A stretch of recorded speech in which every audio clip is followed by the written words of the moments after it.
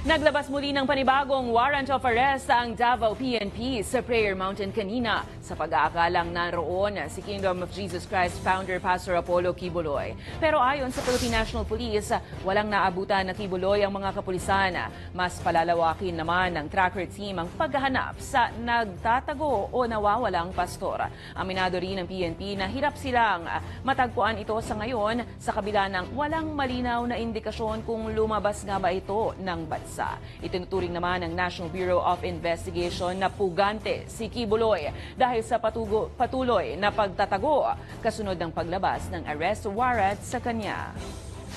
Kaninang umaga po around 8:45 ay nag-serve din po ng kopya po ng warrants of arrest doon po sa Prayer Mountains, hoping na nandun po si Pastor Quiboloy.